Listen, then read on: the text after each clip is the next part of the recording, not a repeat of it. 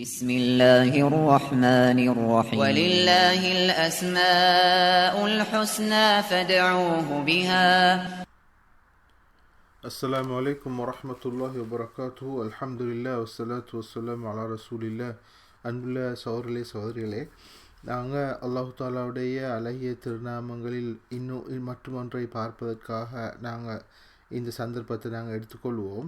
அந்த வகையில் நாங்கள் இன்று பார்க்க இருக்கிறது அல்-வஹாப், அல்லாஹு தாலா பெரும் கொடையாளன் என்ற அந்த பண்பை தான் நாங்கள் பார்க்க இருக்கிறோம்.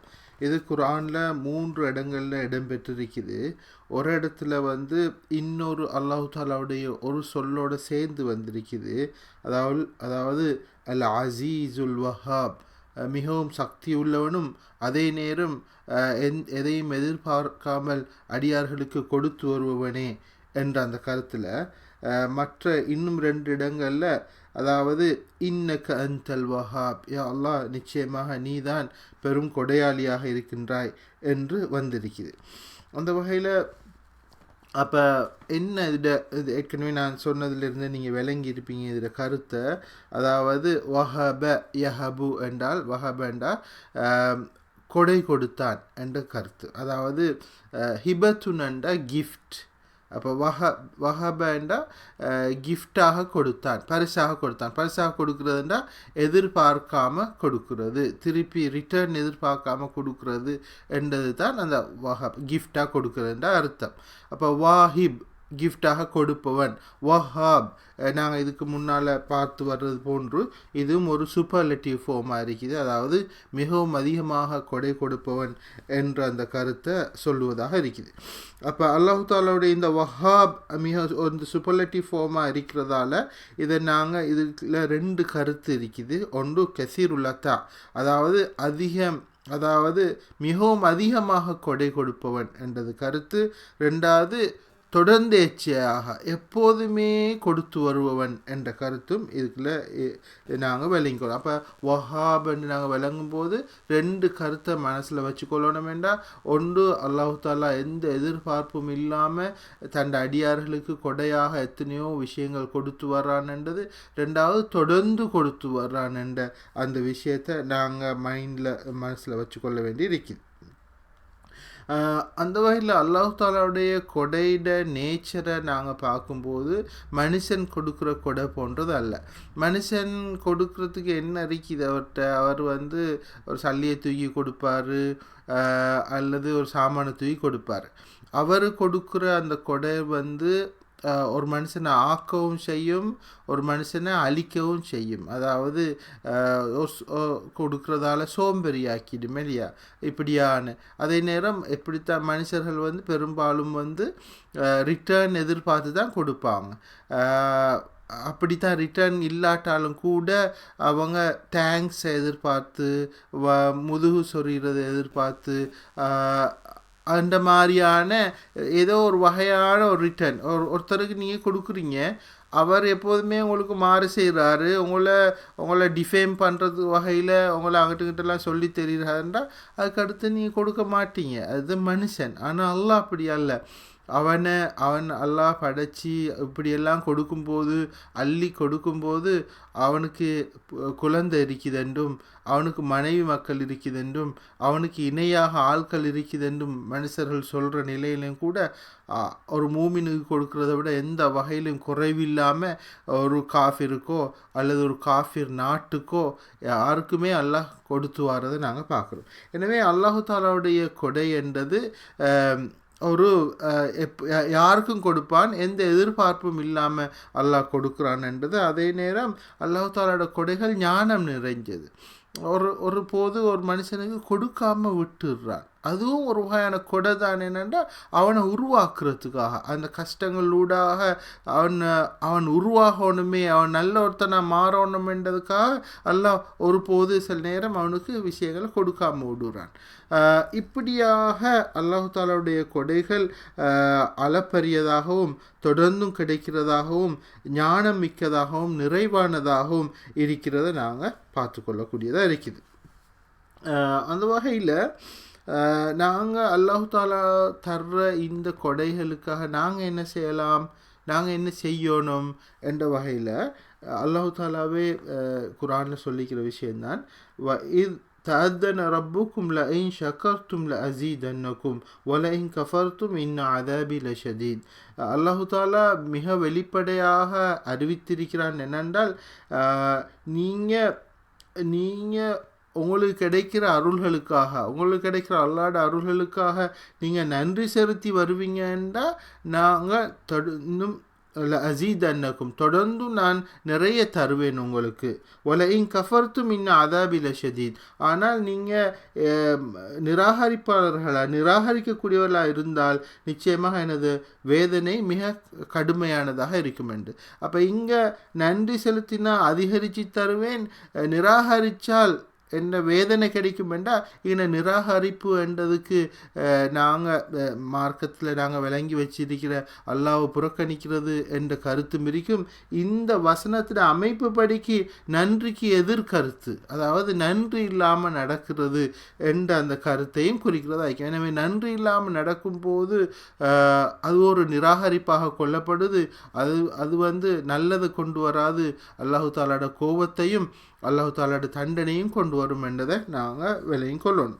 அந்த வகையில் அல்லாஹ்க்கு அப்போ அல்லாட இந்த வஹாப், அல்லாஹ் நிறைய தர்றவன், அதிகம் தர்றவன், எப்போதும் தர்றவன் என்ற அந்த அல்லாஹ் தாலாவுடைய இந்த அருள்களை எல்லாம் பெற்று வர நாங்கள் அல்லாஹ்வுக்கு எப்படி நன்றி செலுத்தலாம் என்ற பொறுத்தவரையில் குறிப்பாக இந்த அருள்கள், இந்த வஹாபுக்கு முன்னால் நாங்கள் நடந்து கொள்ள வேண்டிய குறிப்பான விஷயம் என்னென்றால், அதாவது இதில் நாங்கள் ஷைத்தானுக்கு எதிரான ஒரு போராட்டம்னு செய்ய வேண்டியது. அதாவது அல்லாஹ் இந்த சோதனைகளை எங்களுக்கு குறைச்சி, சில காலங்களில் எல்லாம் எங்களுக்கு குறைச்சி தருவான். எங்களுக்கு மாத்திரமல்ல, யாருக்கும் இந்த ஒரு ஏற்ற இறக்கம்தான், அது அல்லாட ஞானம். அது அப்போ குறைச்சி தரும்போது அப்போ அதனால் எங்களோட உள்ளத்தில் ஒரு வகையான மாச்சரியத்தை கொண்டு வந்து ஷைத்தான் போடுவான். நீ பெரும் துரதிஷ்டவாளி, வைமி, ஏன் எனக்கே இப்படியெல்லாம் கிடைக்குது, நான் எல்லாம் விரும்புகிறான் இல்லை போல், ஏன் எனக்கே ஒரே இப்படியே வருவது, நான் என்னத்தான் செஞ்சேன் என்ற மாதிரியான அல்லாட குறைவாக கிடைக்கிற அருள் விஷயத்தில் குறைவாக கிடைக்கிற சந்தர்ப்பத்தில், ஒரு எக்ஸாம்பிளில் கொஞ்சம் பின்னால் வர்றது, உழைப்பில் கொஞ்சம் உழைப்பு போதாமல் இருக்கிற சர்டன் காலங்களில் அப்போ நாங்கள் குறைவாக பார்க்குறது என்றது, கலர் கொஞ்சம் வித்தியாசமாக இருக்கிறது, பாடியோட நிறம் கலர் வித்தியாசமாக இருக்கிறது, அது அப்படியெல்லாம் பார்க்கும்போது நாங்கள் கொஞ்சம் எங்களை அப்செட் ஆகிக்கொள்கிறது. எனவே ஷைத்தான் எங்களோட உள்ளத்தில் கொண்டு வந்து போடுற இந்த ஊசலாட்டத்துக்கு எதிராக நாங்கள் போராடுறதும் அல்லாஹு தாலாவுக்கு செய்கிற நன்றி தான். நாங்கள் அல்லாஹ்வை எப்போதுமே நல்ல எண்ணத்தோடு நாங்கள் எடுத்துக்கொள்கிறது. அப்போ அல்லாஹ் தாலா சொல்கிறதுன்னா, ரதி அல்லாஹு அன்ஹும் வரது அன், அல்லாஹ் அவர்களை பொருந்தி கொண்டான், அவர்கள் அல்லாஹ்வை பொருந்தி கொண்டார்கள். இதை மாற்றியும் நாங்கள் விளங்கிக் கொள்ளணும். அவர்கள் இந்த உலகத்தில் அல்லாஹ்வை பொருந்தி கொண்டதன் காரணமாக அல்லாஹ் அவர்களை பொருந்தி கொண்டான். எனவே நாங்கள் அல்லாஹ்வை பொருந்தி கொண்டு வாழ்கிற வாழ்க்கையை நாங்கள் அதுக்காக அந்த மைண்ட் செட்டை நாங்கள் எங்களோட உள்ளத்தில் எடுத்துக்கொள்ளணும். அதே நேரம் அதே போன்று சோதனைகளில் நம்ம குறைவாக பார்க்குற மாதிரி, பிரச்சனையாக பார்க்குற மாதிரி அல்லாஹ் செஞ்சுக்கிற அருள்கள் விஷயத்துலேயும் எனக்கு குறைவாக கிடைச்சிக்குதே கூட கிடைச்சிக்குதேன்னு பார்க்குற ஒரு நிலைமை இருக்குது. அப்படியெல்லாம் பார்க்காம நாங்கள் இருந்து கொள்ள பார்க்குறோம். அடுத்தது இந்த வஹாப் பாவிக்கப்பட்டிருக்கிற, இந்த வஹப என்ற அந்த சொல் பாவிக்கப்பட்டிருக்கிற 3 இடங்களை நான் உங்களுக்கு சொல்லலாம். இந்த 3 இடங்களும் ஒரு அசாத்தியமான விஷயங்களை தரும்படி மனுஷர்கள் கேட்குற ஒரு இடங்களாக இருக்குது. சுலைமான் அலைஹிஸ்ஸலாம் கேட்டாங்க, ரப்பிக்ஃபிர்லி வஹப்லி முல்கன் லா யம்பகி லிஅஹதி மின் பஅதி இன்னக அன்தல் வஹாப். எனது இறைவனே, எனது பாவங்களை மன்னித்துக்கொள், அதே நேரம் எனக்கு பின்னர் எவருக்குமே கொடுக்காத அளவுக்கு எனக்கு மிகப்பெரிய ஒரு ஆட்சி எனக்கு தா என்று கேட்டுட்டு, இன்னக அன்தல் வஹாப், நிச்சயமாக நீ மிகவும் பெரிய கொடையாளியா அல்லாஹ் என்று அவர் கேட்டார். அப்போ அவருக்கு அந்த அவ்வாறான ஆட்சி ஆட்சி கொடுக்கப்பட்டது. அந்த ஆட்சி எத்தகையதுன்னு உங்களுக்கு தெரியும். அதாவது காற்று வசப்படுத்தி கொடுக்கப்பட்டிருந்தது.